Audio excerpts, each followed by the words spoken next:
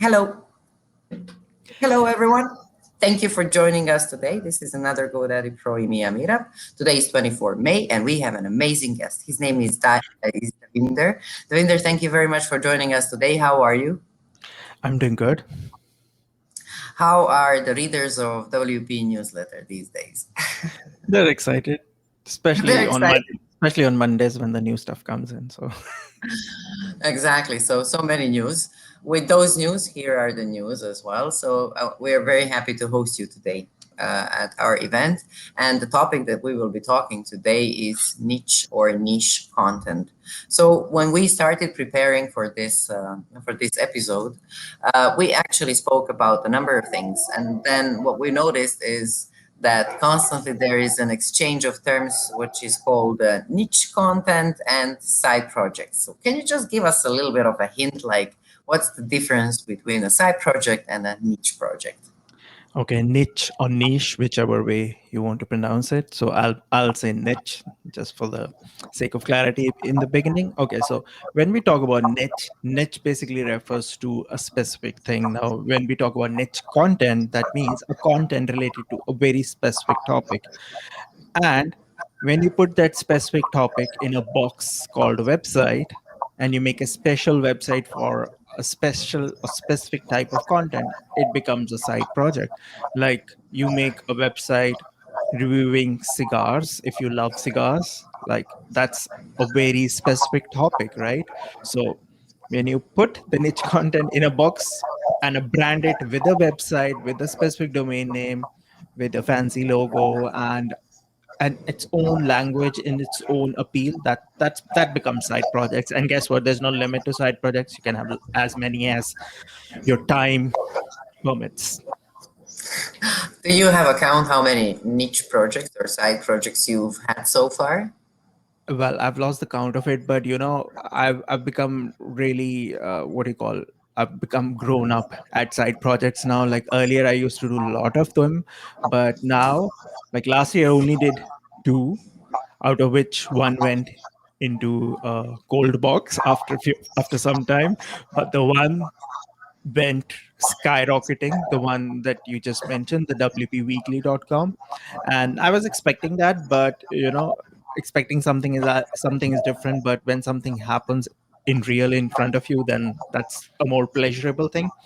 This year, I plan to do another niche project. Actually, I launched it last week, which is verycss.com. So it is my experiment at first paid membership website. So let's see how it goes. So far, the reception has been good. I made a few dollars, so that's fine. Yeah, that's going to be awesome. I hope you will come and actually explain to us what this new project is. So, without further ado, I wanted actually to give you the floor to start with the presentation and not to waste any more time. I mean, people came here actually to listen to what you have to say. So, our chit chat we can continue in the question and answers section. So I will just minimize myself and I'll be in the chat and then I'll be coming back very soon when there is a need for me to jump in. Thank you Cool. very much. Okay, I'll start the screen share.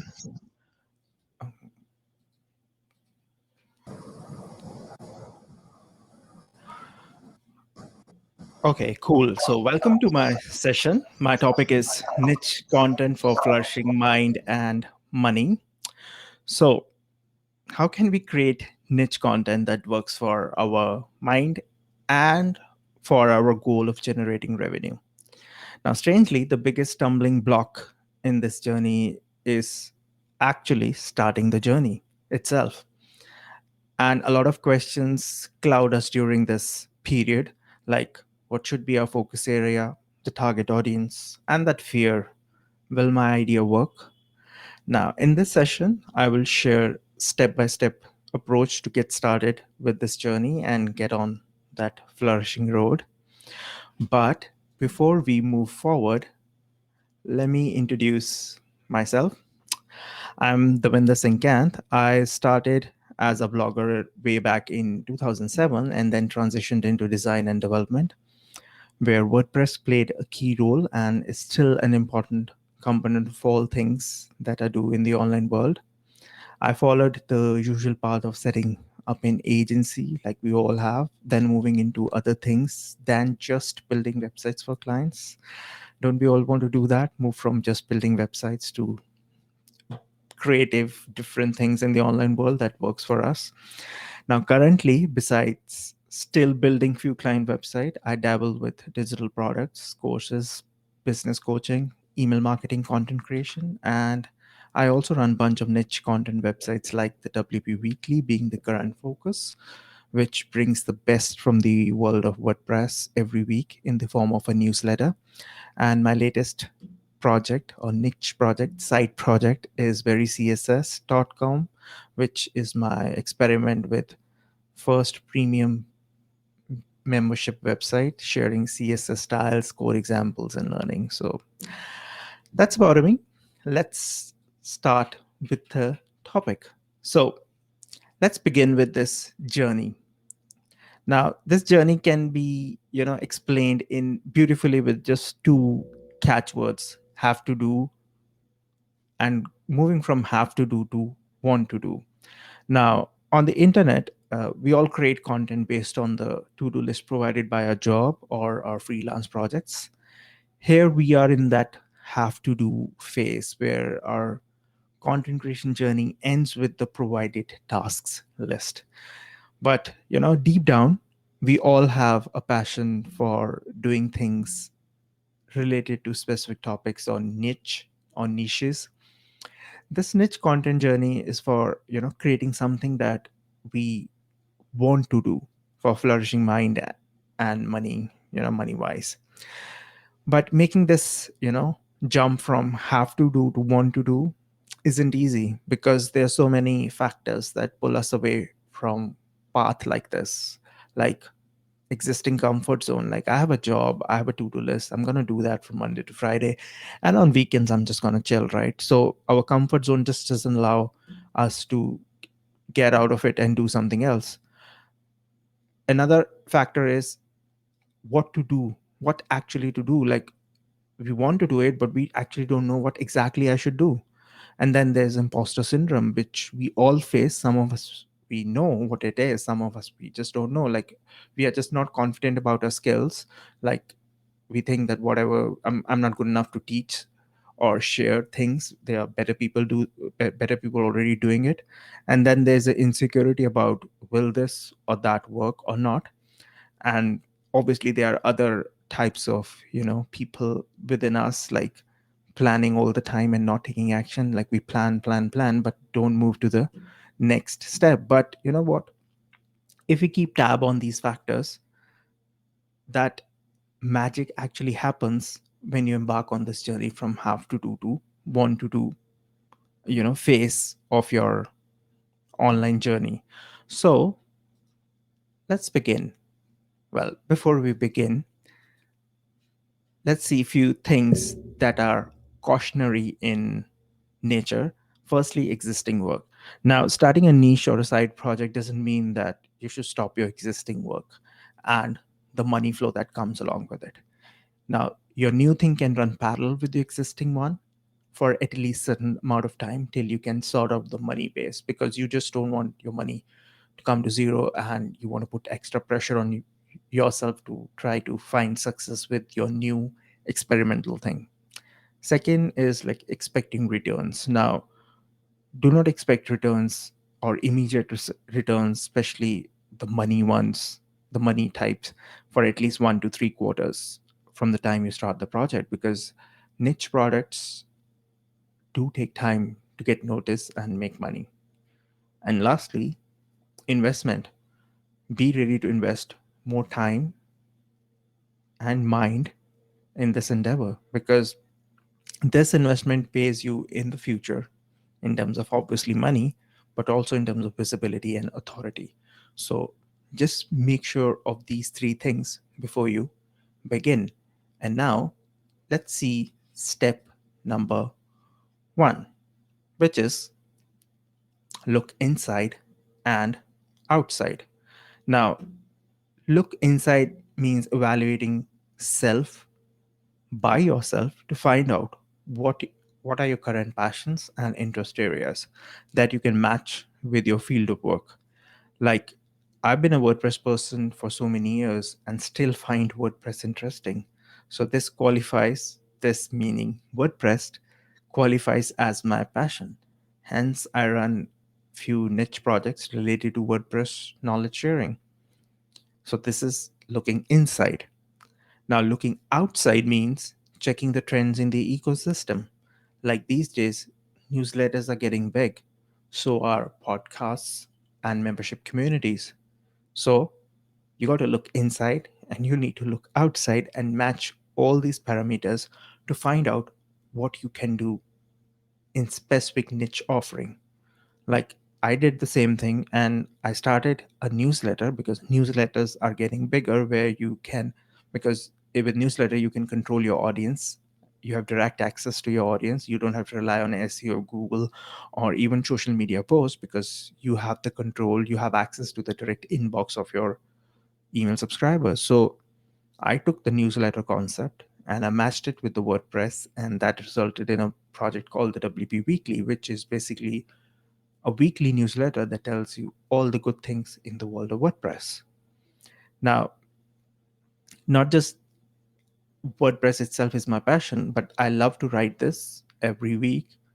And the better part is, like, it also makes money. So, this type of inside outside discovery is the first thing you need to do. Step number two, choose a specific niche. Now, a specific niche or a topic is easier to get noticed and ranked. So if you have been doing something for last say 1 to 2 years and still find that topic interesting, well, that's the topic for you.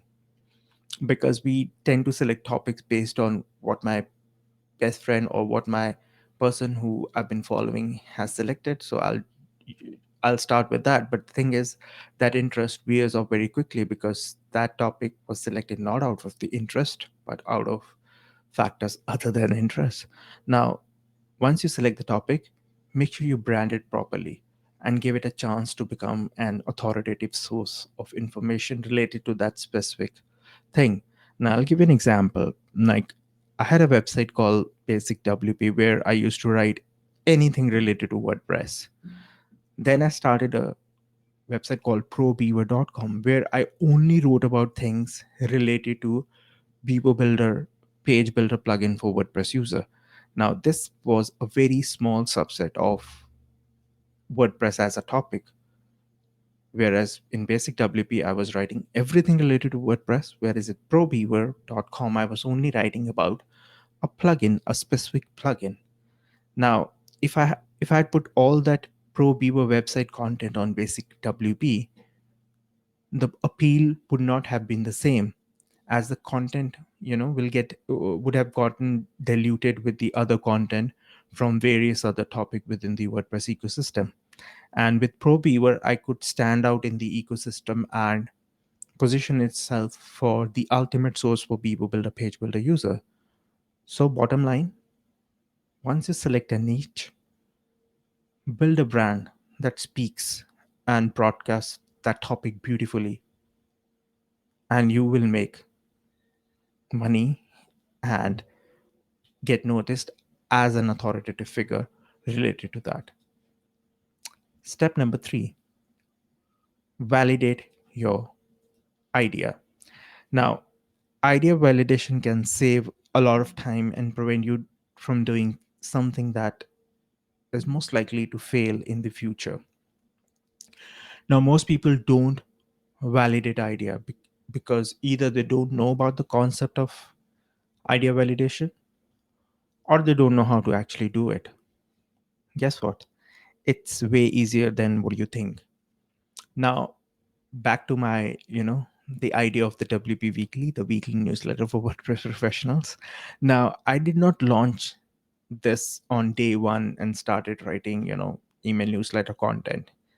Instead, what I did was I did the idea validation for this. How I did it, like I made a simple landing page with an email sign up box. And then I made a personal target just in my mind that that's the target for validation. Like, I'll only start this if I get 100 plus email signups, say in next 2 months.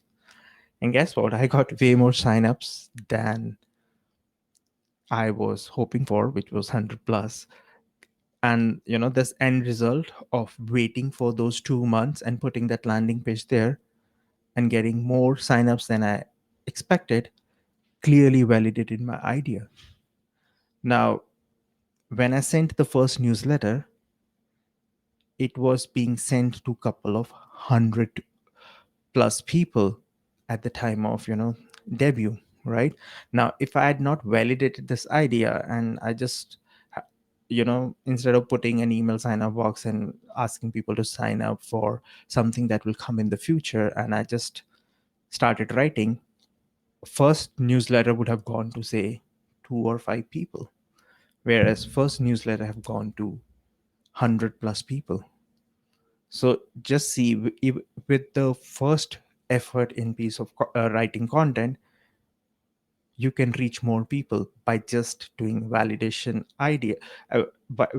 of your concept. And it's also like pre-selling your idea, because this was I was not selling something here, but if you were selling something, like for example, I was gonna make a course on some specific topic, right? I can pre-sell a course and see how many people are interested in.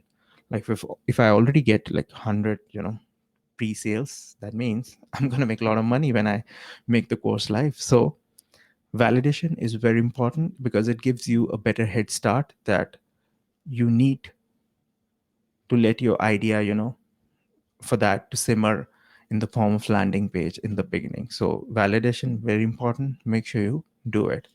Step number 4, which is create foundation content and flow.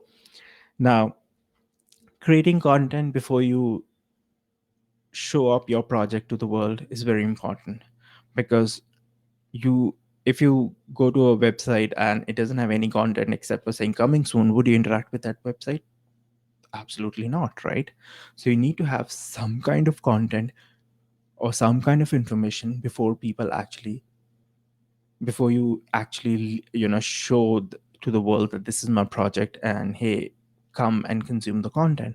Now, depending on the topic or the selected niche, you can make some starter content so that visitor have better engagement. Like for the WP weekly project, there was no need of starter content because the concept was an email newsletter, unlike a standard content or article or post website. However, the landing page that I did, where I put the email sign up box, did explain why and what behind this project, because that is a very critical information for the next step, which is the flow. Because once a person lands on your page, you need to give that person exit point so that you can capture that person. Now, at that project, the WP Weekly, besides the introduction text, besides explaining how this can be useful to you, explaining to the visitor, once that is written, there's a capture in the form of an email sign up box and social links for Twitter and Facebook. So a person who don't is not fully convinced will still go and follow you on Twitter or like your page on Facebook to get updates there. But a person who is fully convinced will directly sign up that email box, use that email box to sign up. Now, this is the example for, say, a project like the WP Weekly, where just you have an email newsletter. Now, for content based projects, say probeaver.com, which was about the Beaver Builder page builder plugin, there was starter content and there was pillar content. Now here, the starter content was answering few questions in the form of blog post about the Beaver Builder plugin, like which theme to use with this plugin, which plan you should buy for your agency. Like, this was the starter content.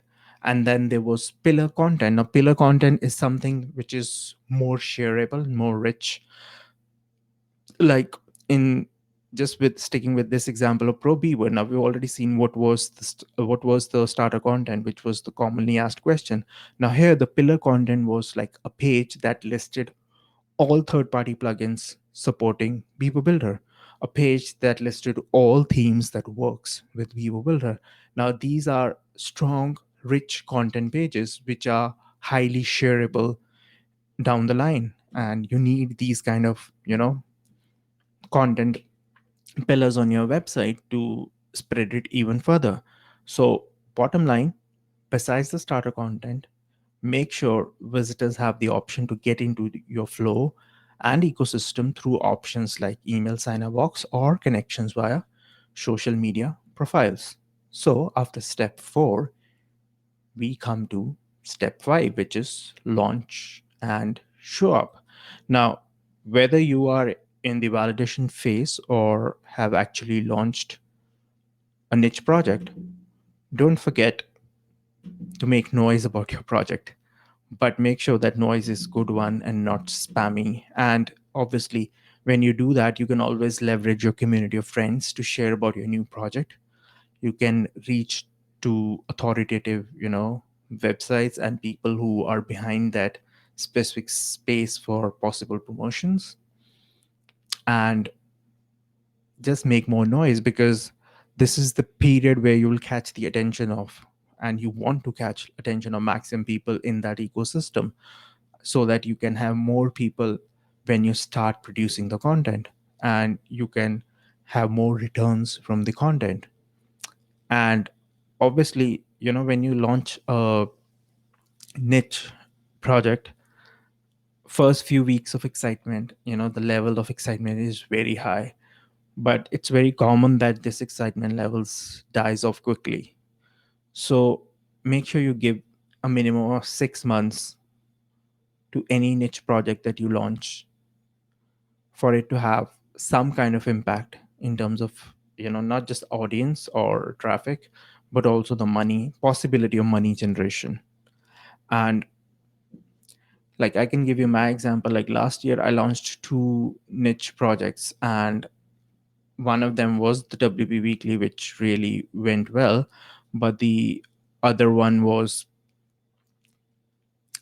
the Pro Toolbox. Now, it worked really well, but I might, in the end, your target is to make money out of, at least some money to justify the time that you spend on a project, right?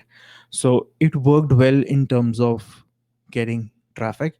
It became a good traffic source via Google because it was optimized, and the content was it had listing of tools and all that stuff, and the content was very evergreen. Like, I don't have to update that content for next at least 2-3 years because it's evergreen.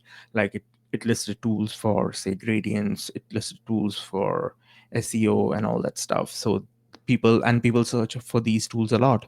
But the problem comes when you want to monetize such content, and there a lot of people fail and a lot of niche projects fail because monetization models for every niche project will be different, and it also depends on your comfort level. Are you comfortable reaching out people directly to have direct ads on your website? If not, then the only other option you have would be running, say, Google ads on your site. So are you okay with Google ads? Because again, Google ads in the beginning is not going to pay you way too much. Like, it's going to be very small unless you scale up to a very big traffic thing, but it does pay you off. Like, when I started my journey in this online one, I started as a blogger, and 99% of my earnings came from Google.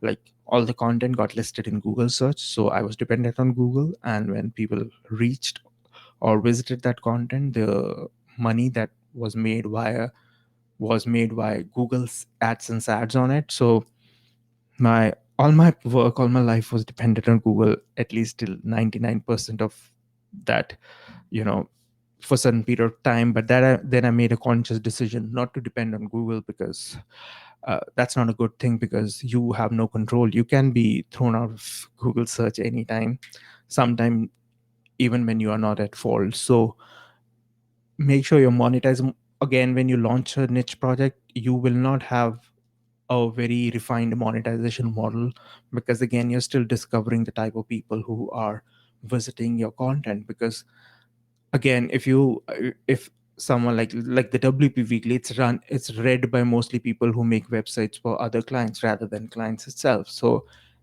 then there it's easier to sell stuff because you can easily sell things that people who build websites for others, like the agency owners and the freelancers.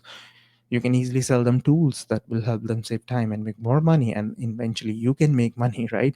So there this business model works. Like for example, the Pro Toolbox project that I shared with you, there I could not make much money out of it because the target audience was the end users. So in the end, you could just do Google ads or affiliate ads, or you can go for a premium membership model, which isn't easy to sustain. It's easy to launch, but it's not easy to sustain because I've seen some big head roll out of the membership model because it's not easy.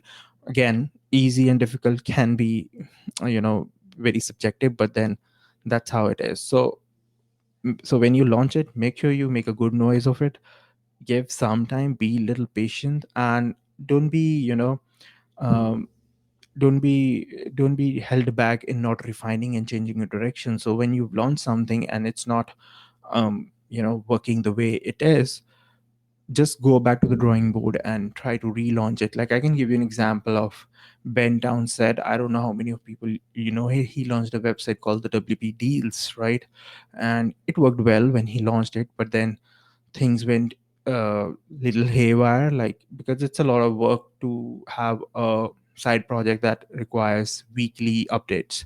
So he couldn't update it weekly, and that project went into pause mode for so many months, and now he's relaunching it, but now he's relaunching in a form that he can handle.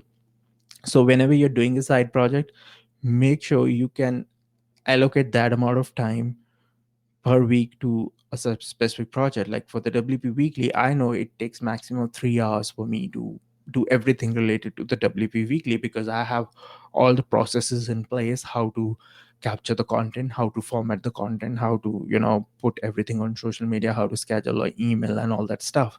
I do it everything in that 3 hours block. Even the social media post, like I do three tweets and three Facebook page posts from Monday to Friday. That's three into 7, almost more than 20 actually tweets, because there are other tweets on random days as well. I don't do it on a daily basis. I just allocate 30 minutes and I schedule it everything on Facebook and Twitter. I just make a text file with all the content that I need to put it there with proper hashtags and all that stuff, and just schedule it for the whole week. So I publish it on Monday and I'm done with everything related to that till next Monday. Obviously, I write the next issue during weekend because I don't actually work on weekend. The only thing I do is just this because this is not a work for me, to be honest. So refining and tweaking during this process. So don't be afraid to do that. So that's the few steps you need to follow. And if you got any question, feel free to ask. If not, then get ready to build your niche project in 2021. Well, we're already halfway through this year and still stuck at home, so probably it's a good time to build something that's niche or niche. And I see Maya is here. Hi. I'm just jumping in to check on you. I think this was amazing set of actually amazing set of tools that, or let's say guidelines that would help us understand in which direction we'd like to go if our idea is good. And actually, before I ask a couple of questions, Veronica is asking, how do you make time to manage all those projects? And most probably this is going to be the question for everyone because somehow everybody feels the lack of time. So how do you find the time? Yeah, I guess what we all have 24 hours. That's the given thing. Like no one can claim to have more than 24 hours. Yeah, I understand. And I've had my struggles in the beginning. Like I started more things than I could handle. But what I've transitioned into, like I'm talking about 6 or 7 years back, when I was into full agency mode and I was just hunting new people, new clients, and building tons of websites. And I was into that constant drill, build this website, try to get more leads. Okay, it get converted. Now I have to build more 5 websites and all that. I know it's good money and it's good work, but there's a feeling of burnout that comes into you after a while. Like you start even hating building a website, and you don't even want to talk to someone who wants to site. And because when you want to go out and ask for prospects and people wanting website, you get asked weird questions sometime, and because you've already gone to a certain level, and when you hear a question that is below even a beginner's level, and then you get irritated and your mind really goes for a toss, and then you ask yourself, why the hell I'm doing this, right? I know more than this, right? So that is where most people switch from their agency life to less agency life. So I made myself a promise. Like when I started, I was blogging, my income depended on Google. Then I transitioned into agency where my income depended on people who wanted websites, right?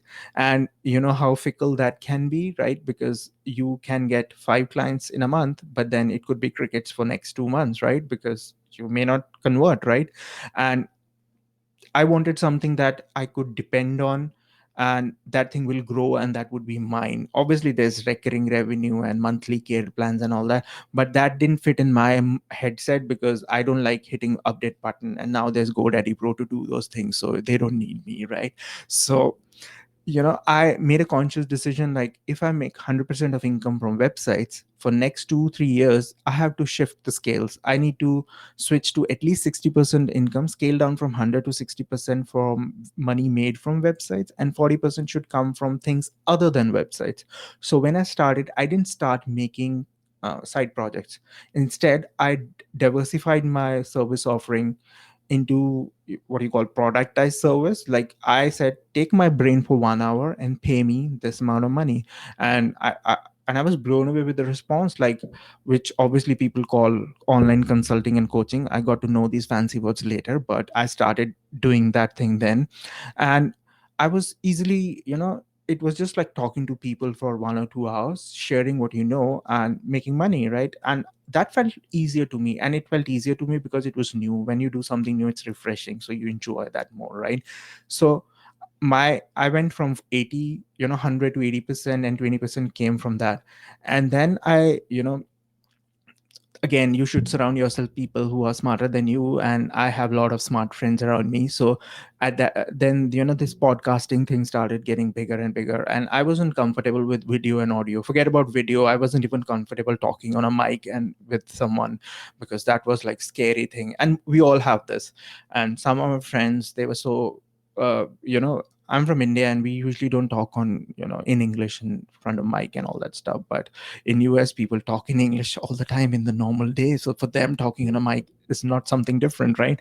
So I got my training from my friends in US. Like it's not that difficult, just do 1 or 2 lives and it you will. And I did that, and I broke that jinx that you have. So I started a podcast, right? And podcast didn't make me money, but podcast helped me make connections, which which are the most valuable thing that you can do if you have a little bit of free time to do, right? And then I started making courses. And again, courses also came from podcasting. Like when you talk to people, you try try to understand what are the pain points and all that stuff. Obviously my first course was a failure, which is not a bad thing. But then I made few other courses which were like, I was surprised when the money came in, right? Like, oh, you can make money from this thing, right? So from 100 I came to 80, and then I came to 60. And my then I launched few other things like the WP Weekly and all that stuff. And WP Weekly surprisingly made a lot of money in last 6 months. I don't know why, but it did. So I don't know, but it did make. So I'm happy for it. Now I'm at, I think, 55. And uh, I actually, ideally, I would want my website money to be around 40, and non-website money to be 60. So I've still got 10 to 20% margin to cover, which I probably will, because I made one thing.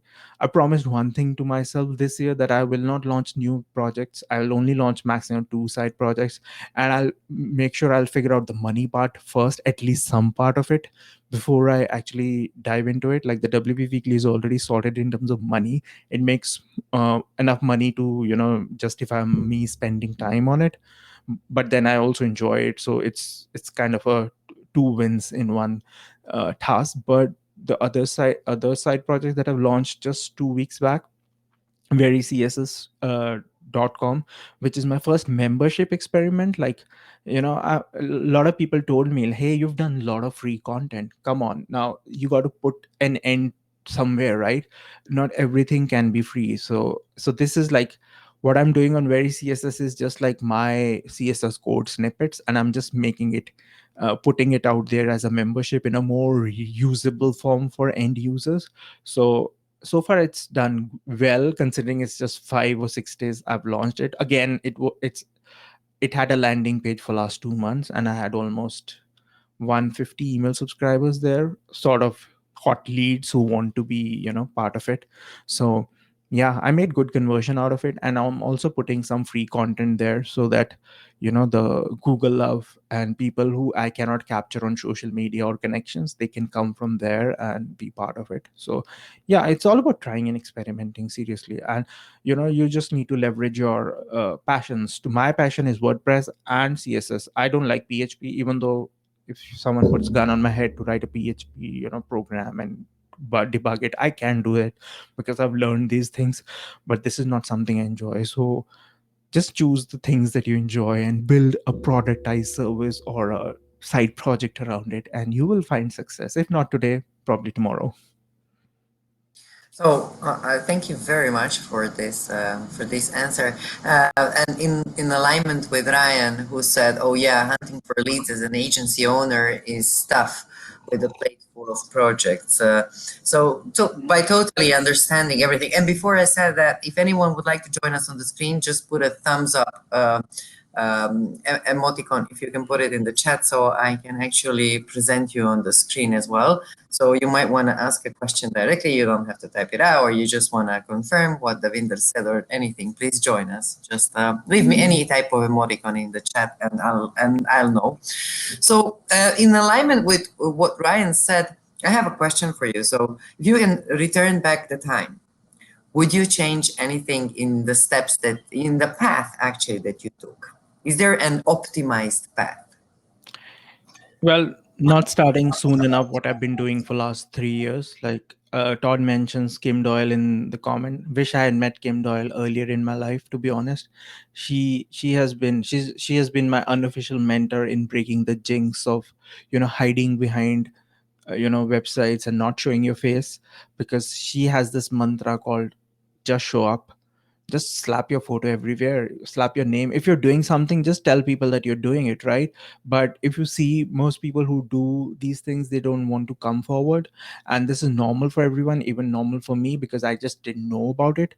And now there are people like even Todd, like we almost chat on daily basis, and all these products, small digital products, courses that we do, they all come out of the conversations we have on via messenger or Zoom and all that stuff. This is not something that you can sleep and dream like, oh, I'm going to make something on this. Because when you have conversation with someone who is in your ecosystem and who understand your geek language, you can actually work on producing something more tangible. And it's also pushing each other. Like uh, we also have failures. Like life is not about rosy things. Like obviously when you go on social media, we all post, I made this many dollars, I'm the smiliest person in the world, see my teeth are perfect and all that stuff. But the thing is, we all have failures. Even I had a lot of failures. And most of my friends like Todd and Ryan, Kim, more, there's so many people I actually interact on daily basis. Not just they know about my success, they also know about my failures, because that's how you learn, that's how you grow. And that's how, because I know if I build something, that obviously when you build something it looks good to you, but I know these are the sort of friends, if they don't like it, they will tell me this sucks, man. You shouldn't be building this, right? So because obviously if you find a third party person, they will always praise you. Hey, you're good, this project is gonna change your life. Well, it doesn't change anybody's life. So yeah. So yes, I always say, you are what your company is, right? If you sit with pessimistic people, you become pessimistic. If you sit with action takers, you become an action taker. And not just you get inspired, you also become one of those inspiring people. So um, we all, because again, we are all doing the same thing, but we all doing the same thing in a different way, in a way that fits our mindset. So like, I didn't have any idea of pricing when I started, like how much a website cost. Like, I built a website for just $200 in the beginning. I didn't know that you had to put more zeros in front of it, right? So What I can actually see, I mean, the way how your talk is going, I see like two hashtags or two keywords that I could add to this conversation. First of all, is passion. I don't think that any of these things are possible without the passion. And second thing is persistency in what you're doing. So if you are to give a couple of attributes to the effort that you have given in your life to become who you are, to create such value, what characteristics do you think a person should have in order to be successful? I think you should give value. You should respect people. Value is something that I discovered when I launched the WB Weekly. I was surprised. I'll tell you an incident here. Like, I launched WB Weekly, right? For first 2 months, nothing. Like, I didn't promote anything in terms of, money making stuff, direct ads or something. The only money that I made was few affiliate sales. And then I launched, the direct sponsorship, model. And what I did, I just made a page, right? The biggest problem people have it, they don't come up front that what do you want and what do you want to charge, right? This is the problem with everyone. And even for me, like when I made a sponsorship model, I said it's a new thing. Now I'm not going to put $25 this, because I'm not going to waste my time for $25. Come on, that's not done. I know it's a project, is small and all that. So I made a sponsorship page with the direct messaging, like I'll charge you x amount of dollars for this and this, right? And I just shared that page on social media and my groups, and I just shared it, and within 1 hour I got a message from someone, hey, I'm interested for 1 year sponsorship. And I said, really? I was just trying to be brave there for putting that money tag there. And I'm not going to mention that person's name, because again, I don't have permission to mention it. So and when I, because again, you're doing it for new, because I have friends who run memberships and who run sponsorships on newsletters, and they will tell you, when someone who wants to sponsor your newsletter, the first thing they will ask you, how many email subscribers you have, right? And that's like a scary thing, because it's just been 2 months, right? So I went on call with that person, and guess what? He didn't even ask me that question, and I was surprised. And the last thing he told me when he was, he said, I just wanted to have this call because I've been following your content for almost 2 years. And I didn't know that guy was in my group for 2 years. Can you imagine? I didn't know, because that person never interacted. I think that was the first comment in the sponsorship post. So, that underlines the aspect, like, if you're good, if you give value on a constant basis, people will notice, and not everyone will shout you back, hey, you're doing really good. There are a lot of lurkers or silent admirers, I guess admirers. But I think you need to be good, and you need to stand your ground, because obviously we are humans, like, right? If I'm telling you something good, you will tell me good, right? But there are people who will come at you in with their negative vibes and ugly thing. Then also, your character should come into front, like, be yourself. If you're saying something, just stick with your stand and justify with some common sense rather than talking nonsense.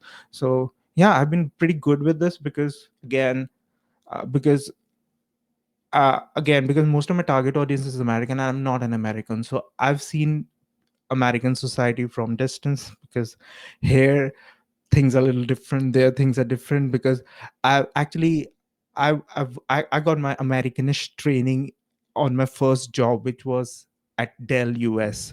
I worked at Dell for 2 years as a technical expert. There I used to talk to American people all the time. And Initially it was a culture shock for me also, because when they will come on a call, like it was not a call support, it was just a chat support, but sometime we used to call and they would say, oh, my computer is broken. And I would assume that the person hit the hammer on the computer and it's broken in literal sense, but then you understand in real sense the computer is broken means it's not working, right? So this is the kind of thing, the more you interact with people, more you learn, and more you get less surprising of people who look different than you, who talk different than you, and who do different things than you. So there's so many things. You should follow celebrities, but you should also follow beginners, because beginners will teach you more than celebrities, let me tell you. So you constantly have to make some choices, right?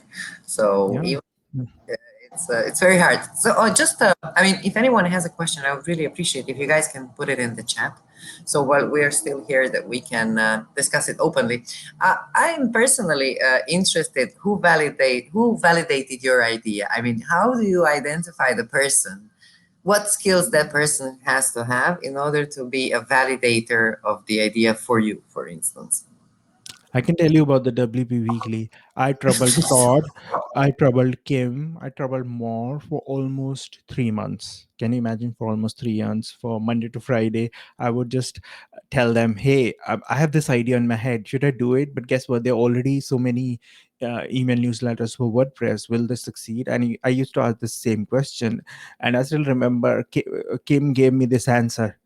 Hey dude, you, because he talks like this, right? Hey dude, you've been saying this idea all the time, you're so passionate about it, why the hell you just launch it and see? Obviously I know the framework of validation and all that in terms of but this is idea validation in terms of asking people, right? The other validation comes in that you put a landing page and sit there for 2 months and all that stuff. That's a technical part. But she told me, like, why don't you do it? You're passionate about it, you share all the WordPress news with me all the time, and you're just gonna put the same thing on a blog post. That's it, right? You're not gonna dig for new information for your project. The problem comes when you have to manually uh without any interest look for information that you're going to put in your newsletter. These are the things. And I have a, like, now the WP Weekly have scaled a few popularity charts, and now I get so many submissions via the submit form. Hey, can you include this? Now the problem is, who decides that? It's me, right? And I've clearly told whosoever submits it, if I find it interesting, it will be there. If I don't find it interesting, it's not there. That's the criteria, because you got to have some criteria, right? Because again, it's my sort of a baby, so I want my baby to grow in the direction I want, right? So yeah. Regarding validation, all my friends, I trouble them a lot. Todd gets a lot of things from my side all the time, but then I also validate his idea. Some of them work, most of them don't. Sorry, Todd. What's Todd's best idea? Todd, if you'd like, I mean, Todd, you've put an icon, actually an emoticon in the chat. That means that actually I will give you the right, perhaps, to join us on the screen, if possible. So maybe let's see what was the best idea that Davinder validated for you, and how much money did you earn based on that? Roughly, you don't need to tell us everything. Let's see how good Davinder is a validator. So if Todd join us, that's great. If Todd doesn't join us, we will continue. I mean, yeah, if you'd like to, Where please join. did you Okay, so Adam is asking, where did you build your courses with WordPress or Maven? Correct. Now there's a story behind this also, right? Now I'm an agency person. I build websites for client. I have clients who sell $5,000 per person per courses, big ticket courses, and I build them custom LMS websites. My favorite is Lifter LMS. Even Learndash is equally good, but I use Lifter LMS all the time. But guess what? When I had to build my own course school, I knew my priorities. My priority was just to put the content there, make money, and be happy with it. Not trouble with WordPress, not trouble with updates, not trouble with security, because I can use that time to do other things. So I'm a happy user of Teachable for last 5 years, and I'm not gonna leave them because I love every bits of it. I don't have to worry about money. I don't have to worry about Stripe not working, PayPal not working, because I use their payment gateway. So they pay my affiliates, they cut all the money that they want to cut, and they send me one PayPal transaction on the first of the month. That's it. So I can just sell one or two courses in a year to pay for Teachable, which sell very quickly. Again, a secret. So yeah, That's awesome. this is the problem with WordPress people a lot, and I get that. Like, which is the best tool, right? Now, the best for me may not be best for you, even though I'm a pretty technically sound person when it comes to Lifter LMS. I've cleared apart Lifter LMS in a lot of ways to build a custom solution for a lot of clients, and they pay you good, right? Now, the thing is, those clients have people who will manage things, right? Now, I work alone and I do other things as well, right? So that's why I chose Teachable, and I send certain clients on Teachable also because it's an amazing platform. Not again, not every question has WordPress as an answer, honestly speaking, because I use a lot of tools that helps me in my WordPress business that are not actually WordPress. And even if you see the trend, lot of WordPress plugins have become SaaS, 100% SaaS, or they become mixed bag SaaS and all that stuff. Even GoDaddy Pro, even though it caters WordPress, but it's not on WordPress, right? It's a custom built solution for people, right? So you just don't have to use WordPress for WordPress things all the time. This is a very, I think it's a very different type of thinking. Usually, I mean, as professionals in WordPress, we somehow enforce WordPress and we put it in the first place, and we always look at business from the WordPress perspective. But I think there are also other solutions which might come handy when it comes to different business concepts. So I'm very happy that you actually touched on this. So I don't think we have I think he's asking you in the chat, do you want me on? How do I do that, Todd? He's yeah. asking. Well, we are also DMing at the same time, so we're speaking. Okay. But since we're gonna be finalizing very soon, so I've given you Todd, I've given you the rights, but he denied the camera somehow for some reason. So I don't know if he will be able to jump on a call. You see what happens when you deny camera. I see constant problems. Like, oh, here he is. No, Todd, Hi, Todd. Todd. I'm trying to get the camera going. Hold on. Todd, we have a couple of questions for you. First of all, is Yeah, what here is I am. the most valuable advice or a validation that Davinder gave you? Say that again. Ask it again. What's what's the best advice or validation that Davinder gave you? You know, Davinder, he's a very pragmatic guy. It's like, just do it. Just go do it. So I was doing, obviously the headphones aren't working here for me, but that's okay. I was doing, well, I was playing around with the idea of something a couple years ago that I ended up calling Website Copy Framework. And Davinder's just like, do it. Him and Moore Cohen, they both encouraged me to move forward with it. So I did. And, now I'm at this crossroads, like, what's the next iteration of that moving forward? And, I'm thinking. Okay, he got disconnected, I think. I'm sure you disconnected from the platform. I was like following up to his conversation. Like he's done really well with this his website copy framework product, which he sells like as a small digital product. Now I've already given him ideas or stuffed a few ideas in head. Come on, it's a text. Now it's time for the next one, another baby. So let's don't spend too much time now. So he's working on it because again, this is how you flourish because in the end everyone is a creator. You just have problem is most of us get stuck with building websites. You have to do more than creating websites if you want to flourish, because in the end everyone will have burnout, and then you mix your personal things, and even your burnout will affect your personal lives and all that. Because website building, it looks easy, it's not easy because it's easy to install a plugin, but it's not easy to install a good thing in client's head, right? Because talking to clients is something altogether different things, and a client can frustrate you with one tiny minute question, and you can keep that frustration on for last 1 week and even mess up the projects that you're doing for other clients who have been really good to you, right? So this is this looks easy. People say, oh, you're on webs online, you make things, you make a lot of money and all that. It's not easy. Making money online is as difficult as offline.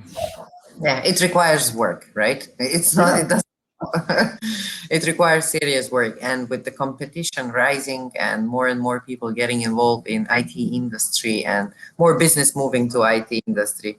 So it's kind of, it's becoming very hectic, I would say, in especially in the website or WordPress industry. So I think we've covered a lot. I think, I mean, maybe you would like to leave a Twitter handle or somehow how people can actually get in touch. So if anyone would have a question for our dear guest, please check the chat. He will leave his Twitter handle or perhaps some other type of mean of communication. So if you have a Here question, goes. Here goes. It's I Davinder on Twitter, Facebook, LinkedIn. I as an iPhone followed by Davinder because, and you can also go to idavinder.com, which is like a very half-baked looking website, but it works. Here it is, and I've put it in the chat just in case somebody would like to contact you directly, get some great validation, and well, I mean, and get some actually new life. Thank you very much, Davinder, for your great time today, for the great presentation, for all the ideas and energy that you gave us. One of the most important key takeaways that I'm going to take from this event is that to be persistent and to have the passion for what you do.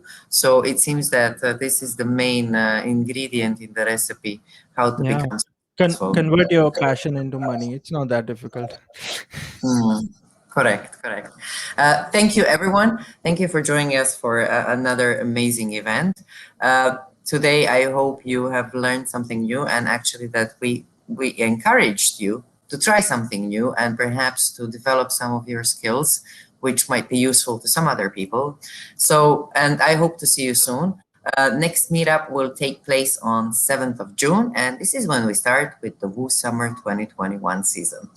Thank you all, and I hope to see you next time. See you.